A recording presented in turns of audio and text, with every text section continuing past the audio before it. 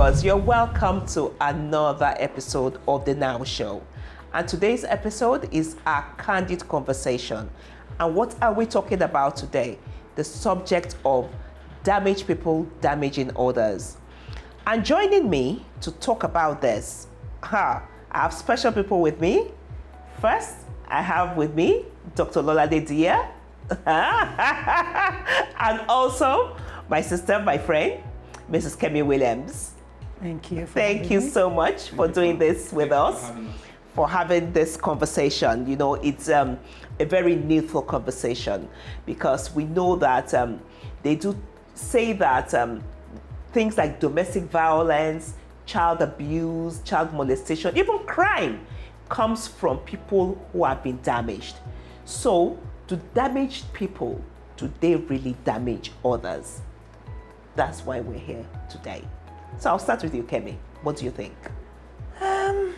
Yeah, I mean, there are depths and levels of damage, but I think to a large extent, we all have damage in our lives, you know. We live in an imperfect world. We live in a fallen world, if I want to use a Christian term. But we all live in an imperfect world, and that imperfection would affect us. It's wonderful when a baby comes from the womb, and it's fantastic. This baby is, nice and perfect to a large extent, although some actually are already damaged from the womb. But first of all, even from the womb, doctors will confirm that the stress levels of a mother, of the pregnant mother, and whatever it is that she's going through, transfers to an extent to the unborn baby. So you see the extent of the world we're in. Yes. How even from birth, a child is already experiencing its own adversity. You know, in child psychology, we call it adverse childhood experiences. Okay. And as children grow up, because that's when their heart is the most open, that's when their brain is just developing, that's when they're just developing their consciousness, and they're growing up in this sort of fallen, imperfect world. Every child begins to experience what we call adverse childhood experiences. And those experiences, those adversities that a child goes through, it becomes part of that child as they're growing up. So maybe a child grows up in a family where they're neglected, where they're physically abused, where they're mentally abused, verbally abused, sexually abused to varying degrees. They see domestic violence, they see all sorts of things going on around them. They experience bullying in school from a young age. All those things begin to frame the child's world and the child's context and the child's subconscious levels. Okay. So, to a large extent, that's why I said to a large extent, everybody has faced some sort of adversity as they're growing up, because we live in an imperfect world. Your parents are not perfect parents, and to the degree to which they're imperfect, would affect you. So those things happen. The degree to which they're imperfect. Some of us would, I wrote a book, African Parents Must Know, and I talked about very many social issues that people go through. Many social issues. And sometimes it could be even as simple as you come from a very good family, but somehow you were the black sheep. The child that did not, maybe you were not very good in school, and so therefore, or you could see that there was a lot of sibling preference, which a lot of parents do. I always challenge parents on that. Sibling preference. There's all that, this child, first child, boy, the one that, the preferred one, you, middle child, I'll tell you a story. I hope we have time for stories. But stories hit things, bring things home. Yes. A lady was helping me with my book. This is a woman that is in her 60s, from a very influential family in Lagos. Very influential family. Not a big family in terms of the children. But when we're working with my book, she said something to me. She said, she never got married. By the time I spoke to her, she's in her 60s. By the time she said something, she said, when she was about 13, her father said to her, "You're such an ugly girl." Wow. And that stuck. She said, nobody's going to marry you. Why a father would say that to a daughter, I don't know. So was that father damaged? But you can see the damage. But you can see the damage is living with the child. Whatever the expectations were of whatever he expected from a daughter, maybe he didn't see it in her. Maybe he expected her to look a certain way. Maybe he expected her to behave a certain way. Parents have these huge expectations sometimes of their children. You don't look the way I want you to look, you don't behave the way, you don't have the intellectual capacity that I want in a child. You're not fulfilling the picture of the child that I want. Or why are you not like your brother? Why are you not like your sister? Why are you fat? Why are you thin? Why are you? It could be anything. I don't know. It stems from that parent's damage. It stems from that parent's lack of knowledge, ignorance, damage, and whatever combination, or whatever it is the child is seeing in the home. You see your mother being battered all the time. It could come from that. So children go through all of that, and it's shaping them. It's molding them. It's shaping them. It's molding them. It's coming. You're going to become all the combinations of all these things. So, whatever it is that you may have, experienced. I will tell you a bit about myself. My parents separated when I was about 5 years old. Okay. I didn't trust people. I was very fortunate because I was fostered by an auntie that I felt, she didn't really want to look after us, but, she had to. That's a story for another day. But I felt, I was very fortunate in the sense that I was never sexually abused. It was when I became a social worker and I began to see all sorts of different levels of adversity that I felt, okay, you have something to be thankful for. I have a lot to be thankful for. I have a lot to be thankful for. So I felt we were very neglected emotionally. But when I look back and I look at other people's adversities around me, I think, we were we were watered, we were fed and clothed. Yes. We didn't have the emotional care. Yes. And to a large extent, it made me very cagey with people. And I know a lot of people in my category and people that have gone through worse. But I know that for me, people used to call me a snob. But people didn't understand my snobbery. My snobbery... They didn't understand where you were coming from. Yes. So, you're such a snob. You don't even like, you're always up, But for me, it was a defense. Yes. It was a way of me guarding myself. I couldn't open, I'm not everybody is my friend person. No. For me, it's always no first. Everybody's a no. It's with time that I will now... Okay, maybe you are not too bad, So that was my friend for a long time. In the uni, who are you? I'm not interested. You can't be my friend. I decide who will be my friend, and that will now take a process. So that was how I was. And people were, she's such a snob. But now I understand snobs because I understand their frame of reference. So all of us grow up with one thing or the other. We all have, some adversity or some kind of trauma, and it frames our world. It frames the way we are. But like I said, there are various degrees. So when you see people that are even, perpetrators, we're talking about domestic violence, damage people, yes. It's a damage. It has framed them.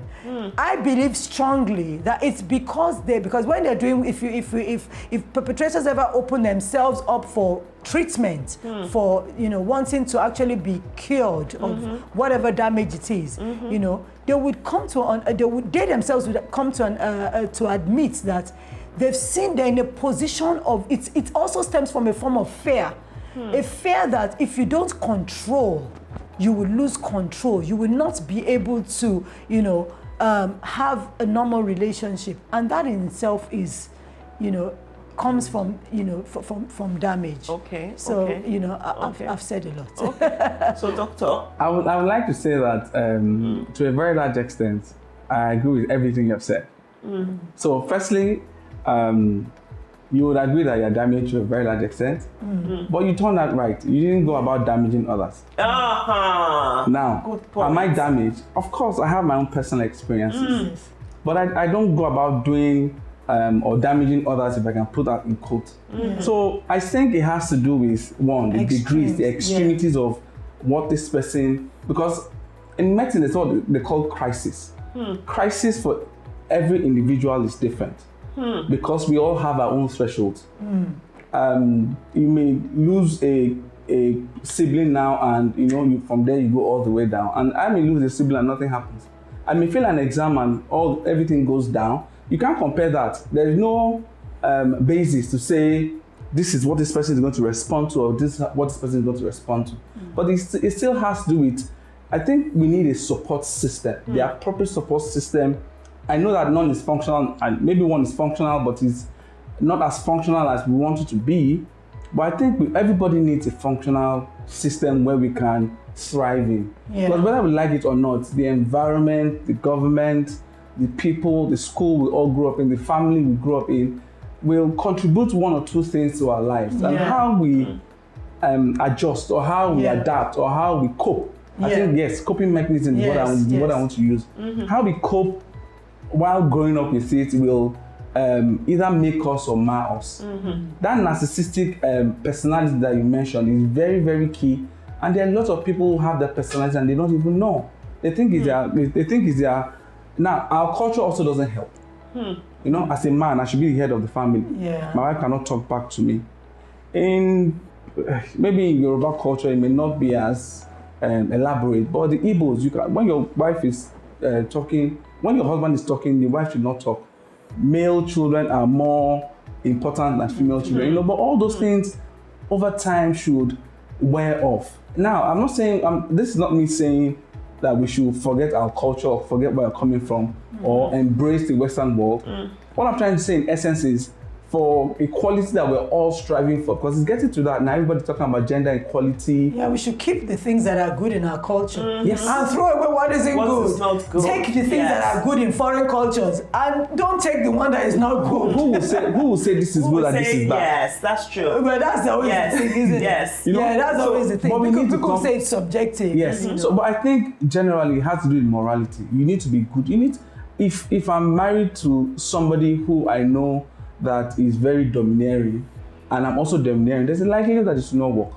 If I am very narcissistic, or if I'm narcissistic, or my personality has to do with me wanting to be in control. Now, being in control, it's a very good characteristic, because I don't know if you understand. Being in control of yourself. Okay, good. I think, thank you for that correction. Being in control of yourself. But some people thrive on domineering others. I don't know if there's a personality like that. Yes. They are very effective when they can transfer. But and they do it in office. They do it. Some people are even domineering in office, but they are chickens at home. I know MDs that in the office they are, they always want this, I want that, because they think that if I don't act in this particular manner, my business will not flourish.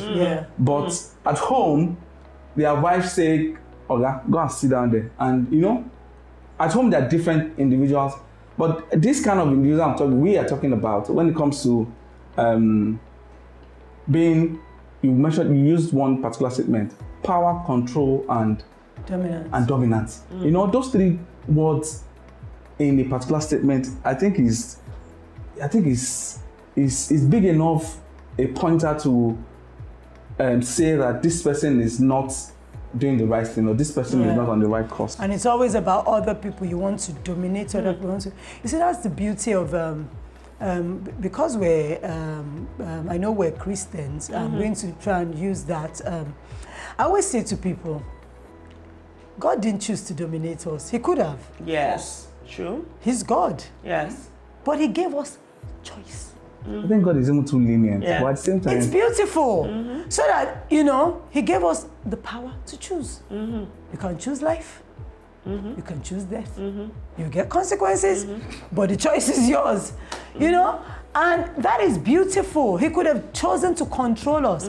So I always say to people, when you see control, you shouldn't be. Even my children, I learned that. You see, a lot of things I know now, I didn't enter by osmosis. Yes, of course. I learned it. My background is law. I'm a lawyer, but I decided that I wanted to be a social worker. I wanted to study more about children psychology. I'm very interested in children, roots, trauma. Where is it coming from? Why are you like this? Why are you like this? Why are two 15-year-olds? Why are you like this? And I began to realize a lot of things stems from The environment. You know, I always say to So the environment affects the children. Oh yes, to a large extent. To a large extent. Very to a large extent. Yeah, why is this child like this? And it's sad because I always say to people, you know, you said damage people. But yes, if you notice, even now, a lot of children that are in, I worked with a lot of people that went into youth offending systems, as they call them in the UK. Children that were in early prison, you know, young people's prisons. Okay. And all those children are basically children have been damaged and traumatized. What we call it adverse childhood experiences. They have a high level of adverse childhood experiences. Okay. They are still the ones that end up in prison. They've suffered the most, and they're still the ones that would react the most, you know, because they don't have good coping mechanisms, and so therefore they'll be the ones to get into trouble. And so therefore they'll be the ones to end up in prison. So adversity is just adding on, and they're growing in that adversity. So if it's not checked early, if the prevention support systems are not put in early to help the student manage all these things they've gone through, they're going to end up damaging others. And usually, it's not all of them that end up in prison. There are people that manage it socially. They manage it, you know. They cope, they manage it. Yeah. They get good jobs, and we see all that, and then they go home and they take it out on this one victim. They unleash all the issues on this one victim, like when we're talking about domestic violence. And so we have that. And then we have those, obviously, the control freaks in offices. Well, organizations should deal with that, because you can deal with that as an organization. Okay. That's why in a place like the UK, you have equal opportunities set up, whatever. It still happens, you know, it can be subtle. People know how to do these things in a subtle manner that you can't sometimes prove. You have to have, you know, many incidences for it to make sense that it's really happened. You know, so you can have that in organizations, but organizations should have, you know, policies where bullying is not allowed, where if it's allowed, where if it happens, it can be nipped in the bud, you know who to report to and all of that. But then we also have the home, we have families where the life secrets are held in families, you know, where families keep things under, you know, taboos. You know, we have all sorts going on in families. Yes. There are some mothers that know that their daughters are being abused by their husbands, and they look the other way. 100%. You know, how do you classify that? How do you deal with that? How do you get that child to trust? I mean, one of my favorite women, Joyce Meyers, talks a lot about, you know, how her mother was aware. Her father was there. Her father, it wasn't her mother left her in an abusive home. No, her mother was there. Her mother knew. And so the nutrient for damage is the home, as it were. No, that's the soil. A home where there's abuse going on, either domestic violence, sexual abuse, you know, and molestation. Wow. A home is the place where the child should feel the safest. And that's where sometimes children are the most vulnerable. So we expect children to, I mean, that's where you should be safest, really. Yeah. But many times we discover that because that's where children are the most open. It can happen in school too, but many times that's where children are the most open. That's where their trust base. This is their trust base. They should feel safe at home. But sometimes children are not. And it's not all the time, but many times children are not. And like I said, that woman that said her father said to her, you can imagine how that's telling me that in her 60s. Something that happened when she was 13. Imagine the effect on her now for her to open up to me. And she never even got around to believing she was good enough to be married. I don't even know I don't know the correlation. Should I try? I don't know the correlation, but that's her story. I think a good step. Firstly, I think we all need to read your book. Personally, I think I'm going to get your book. No, because now, you know, there are some things in black and white that will stick forever. Now, for someone like you that has been in that space, now, another thing I need to say before going to the book is, your career took you to law. You would have been prosecuting damaged people. But I think destiny took you down to the roots to go and correct these guys before the Lord gets them, which is a very good thing. I guess I was never really interested. I did law, but I think I qualified here. I'm a solicitor and barrister of the Supreme Court of Nigeria. But I was never really, I was still looking for something. Yes, it was. It wasn't quite, it's like eating food and salt is not, it's not missing. Something is missing. I knew that there was something I really wanted to do. This wasn't it. Yes. And I think maybe I wasn't in the right law maybe organization, or I did not really understand all the different aspects of law that probably I could have done. Because even law is very important, because there's childcare law, there is family law, there's a lot in law. But for me, I wanted to dig deeper. I knew that wasn't enough. I knew that was still looking on the surface. I knew there was a root to this. What's the root of all of this? Which I think is ideal. And I began to, obviously, the more I went into social work and the more I did, we're getting deeper now. This is, we're getting to the root of it. Obviously, the root is in our dam. If you want to go back to the families of damage, it came from the fall. But that's really what it is. A lot of people, at the time when when they're most vulnerable, when they're just experiencing the world, they open up their hearts, and that's when this damage comes in, But whatever it is, maybe neglect, you see favoritism, you see all of these things going on, and you begin to realize, oh, what a hard, harsh world we're in. And then you begin to develop your own coping mechanisms. And like I said, for me, it was a case of don't get close, so which people termed as, oh, she's a snob, and because, I came from a fairly well-to-do family, it's because she thinks she's all that, but people don't know, that was my way of coping, I don't want you to, because I know people know how to hurt, so that's my own way of coping. So we all have our ways, and like you said, even those are so damaged, it's severe, but I am, like I said, I've been fortunate to be able to look at my issues in a safe space and understand it better and say, oh, so this is what happened to me, this is why I'm like this. Oh, so how do I then move on from here? Because even though you say, oh, but you didn't go around hurting people, you never know. Maybe no, for me, I mean, I'm not even talking about you. Maybe a lot of people that experienced me and felt, oh, she just shut me out. She just, she was so unfriendly. She was so uncaring. Until we hear from people, we you never know. They were just, I've just looked at you and thought, who is this one? And I don't know what that could have done to somebody. So maybe you want to be my friend. I'm like, I don't want to be your friend. So, but that is still, mild compared to somebody that you trust, somebody that you've given your heart and soul to, and the person just seems to delight in making you less than you are, breaking you down, and so that's where something like domestic violence is very dangerous, or a father sleeping with his child. That's an extreme. That's actually quite extreme. But like I said, many times you will find out that these people too, we're not excusing anything. We're not excusing consequences. We're not excusing them actually being held to account by the law for their actions. But we're saying, so that we can learn. Sometimes it's good for us to go back. What really happened? Why are you like this? This is not a normal person's framework. And then we can even begin to address that and prevent that even in families, so that we don't have this circle, because what we're getting are circles, and it looks like these vicious circles are even getting worse. Or maybe things are just coming out now. Maybe it's always been. Yes, because I think so. With the advent of social media and all that. Because now it's like everywhere. You hear it almost every day. Abuse. So domestic violence. Yes. So Also, what's the role of social media in amplifying all these issues? The damage, and damage people, also damaging others, and this cycle just continuing.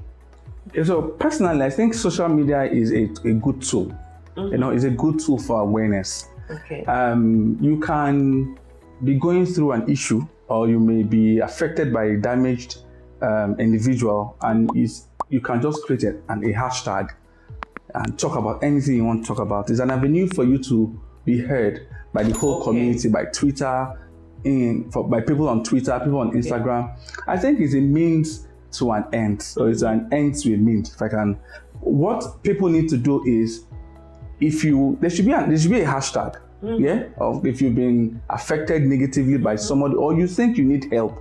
You don't need to call somebody. You can call it out on social media and begin to retweet. People begin to retreat, and you get the appropriate help that you need.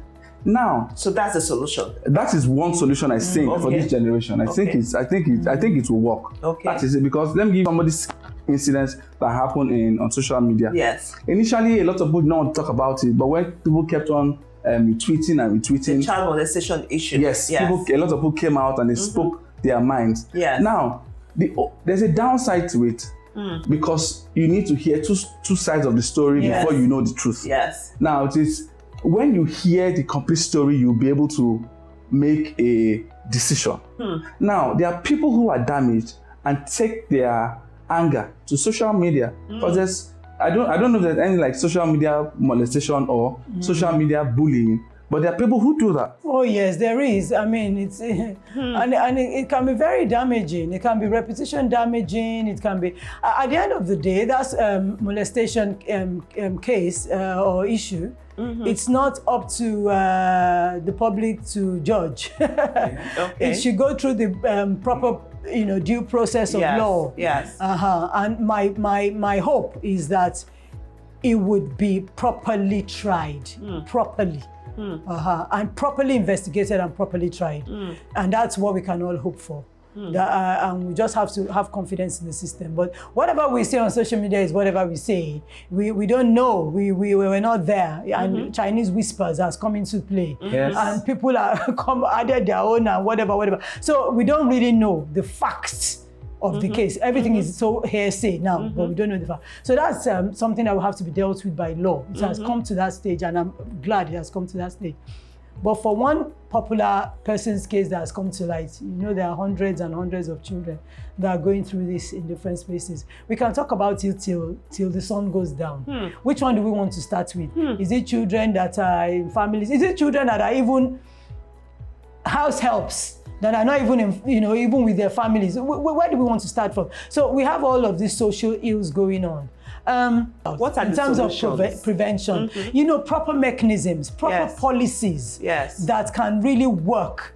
Prevention or preventative services, as they call them. Where can people go for help? Where can people go for help? If people feel that, if a perpetrator feels, this is I have a strong desire for this. Who can I call? What can I read? Where do I go?